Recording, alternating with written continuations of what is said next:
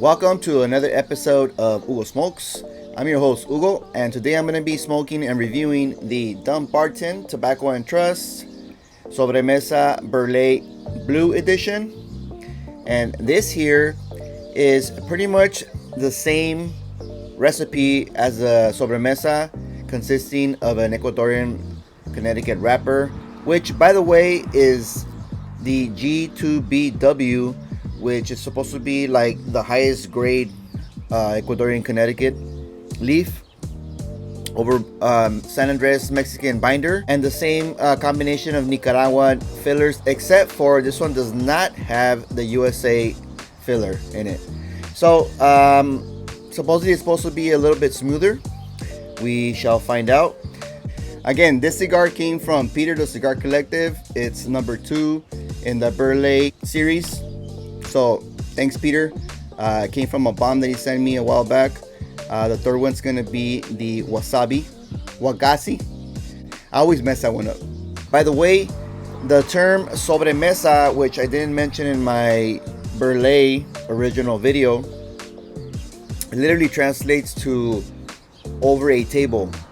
So sobre is over, table is mesa, so over the table. So it's basically like over the table talk, if you may. In Latin culture, we tend to linger around, hang out after a supper, lunch on the table, just talking, having some coffee, just friendly talk or whatnot. So this is basically what the cigar is representing.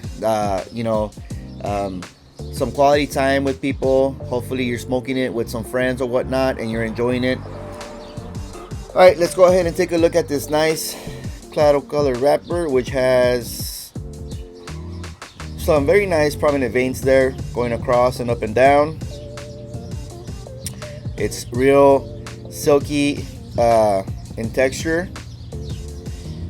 That nice ornate Sobremesa band we all know, with the nice crown there, baby blue in the background, pigtail cap,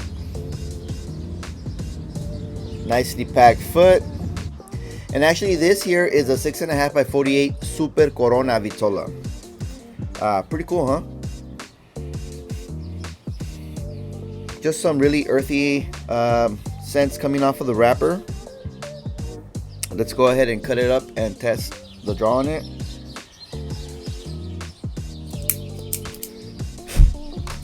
Nice clean cut. Literally just remove the pigtail cap. We'll do a quick tappity tap and remove the band first. Oh, this one's stuck pretty good there. Okay.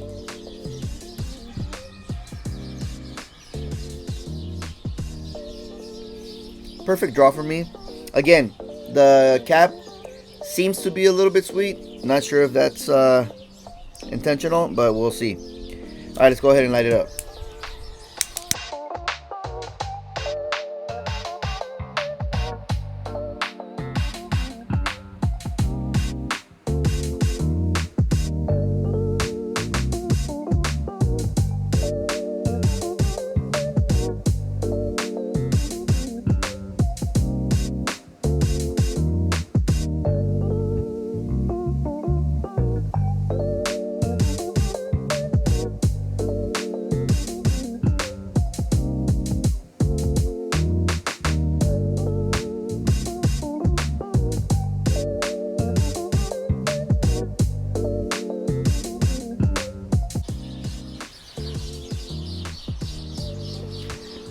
Right off the bat, very, very mild bodied cigar, as opposed to the Sobremesa, which started a little bit punchy. But overall, picking up like a faint earth tone. And that's pretty much it, actually. Okay, let's see what the Retro Hell has to offer.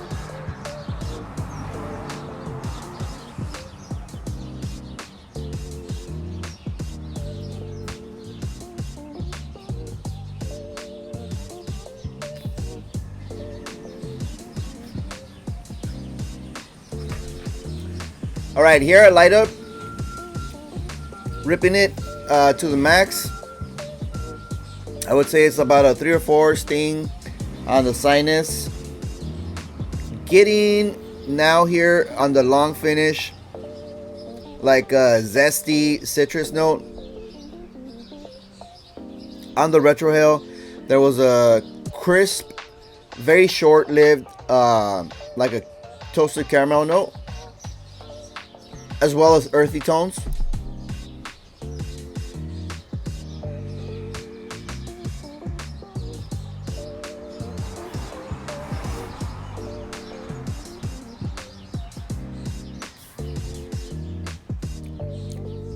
Getting that nice sweetness on the palate as well now. But overall, I feel this cigar is very mild to start off with. We'll see what the rest has in store. Let me go ahead and smoke this down past the first third, and I'll be back for my first update. Welcome back. I'm at the end of the first third of this Brulee Blue. As you can see, the ash is somewhat flaky and not exactly grayish white. It's a bit darker. The burn line is pretty sharp on this one. Still getting a considerable amount of smoke.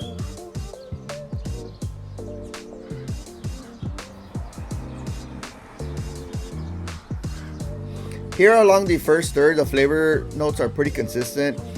It's really earthy. There's a very subtle citrus note lingering in the background, as well as some white pepper, which is just lingering on the palate. On the retrohale is where you get most of the sweetness from this cigar. It's like a toasted vanilla sweetness that's it's not very prominent. All of the flavors on this cigar or notes that you pick up, they're not prominent at all. They're very mild. It's very much different from the regular Sobremesa. I would say it's like a really watered down version, if you may. The retrohale sting is somewhat moderate though, still like a 3 or 4 out of 10. So let me go ahead and keep smoking this down past the second third, and I'll be back for my next update. Welcome back. I'm at the end of the second third of this Brulee Blue. As you can see, the construction is very nice. However, if you notice, the ash is very dark. The burn line is catching up, almost razor sharp, just a little bit wavy. Still getting lots of smoke on this bad boy.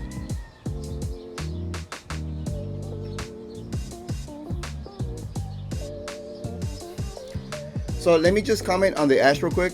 I hear that if it's a white ash, the tobacco quality is probably like among the best. I'm not sure how true that is. So if you guys know anything about that, let me know. I would love to get some facts on that. Anyway, going back to the cigar. So still a very mild body cigar. Still getting earthy tones. White pepper is abundant. But here in the second third, there's a nice creamy nutty note that emerges, which is very much enjoyable, and it's one of my favorite sweet notes in a cigar, to be honest with you. So I'm appreciating that very much. It's not very pronounced, it's very mild. All the notes on this cigar are truly very mild. Nothing that's gonna like stand out. So perfect for your mornings. As far as the retrohale is concerned, it is moderate, so just be careful on that.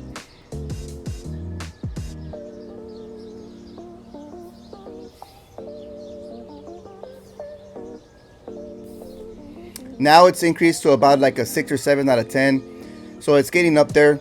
As well as with the original Sobremesa, I noticed that it was crescendoing throughout the cigar experience.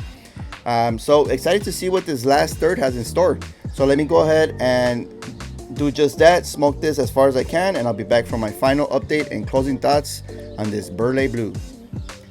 Welcome back. I'm at the end of this Brulee Blue Sobremesa. As you can see, the ash continues to be very dark. The burn line cut up nicely. There's a little tear there when I took off the band, but still producing lots of smoke. Didn't compromise it at all.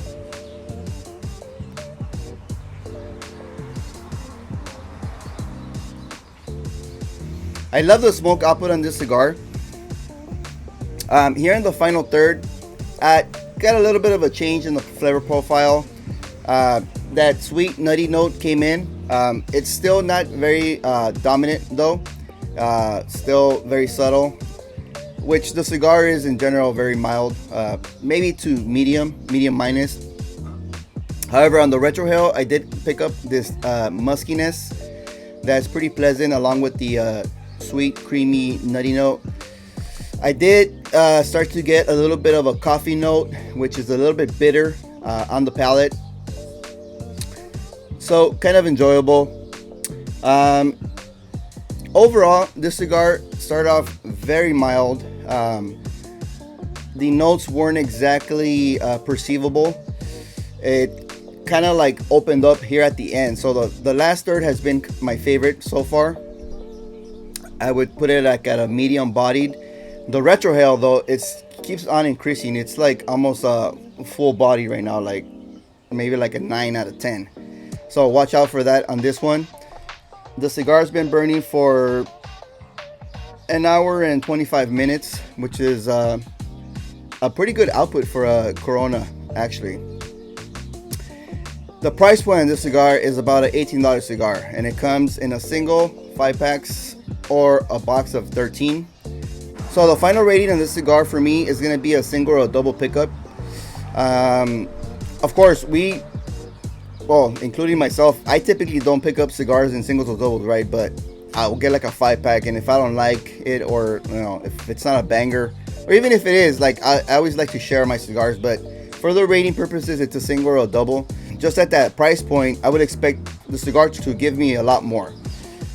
So yeah, that's all I have on this Brulee Blue. Thank you, Cigar Collective, again for providing this cigar for me. And that's all I have. Thank you guys for watching. Don't forget to comment, like, and subscribe, and I'll catch you guys on the next one.